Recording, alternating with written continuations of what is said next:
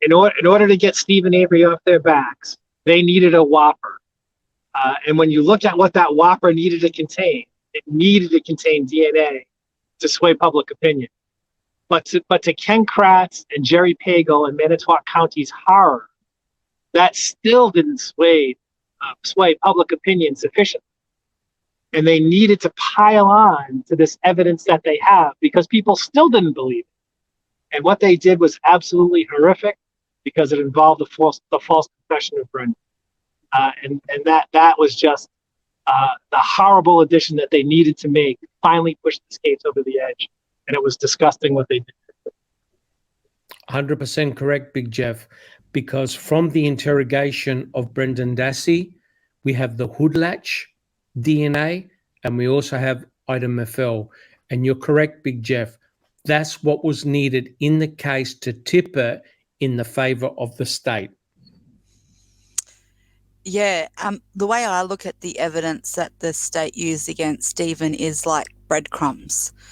If you follow it, it's like a breadcrumb. You've got the RAV, that's breadcrumb number one, and then you follow that because it leads you to the Avery salvage yard.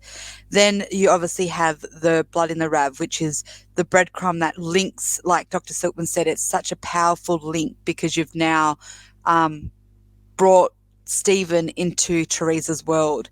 And then you then follow the next breadcrumb, and that was the key in Stephen's trailer.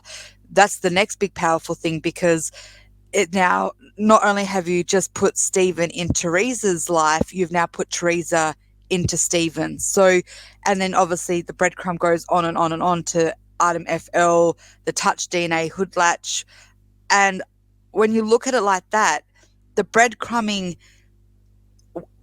I think to myself, where is the piece of bread at the end of it? What's holding this all together?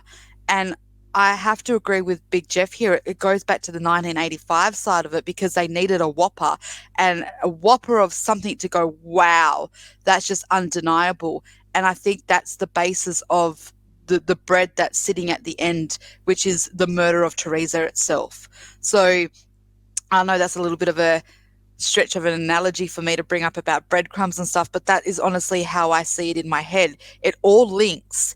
Someone was trying to show a story. Now, Kathleen clearly is trying to make it a Denny story that Bobby Dassey planted all this and led the law enforcement to believe that they were the ones picking up the breadcrumbs.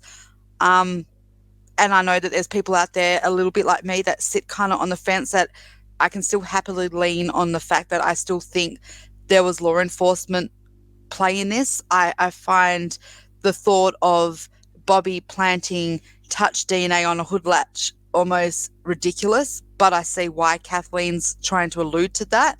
And item FL, I'm sorry, but Bobby Dassey, Denny or not, there's no way he put that bullet in there. That bullet was a subject from the lab and from someone who made that narrative, and that was the law enforcement.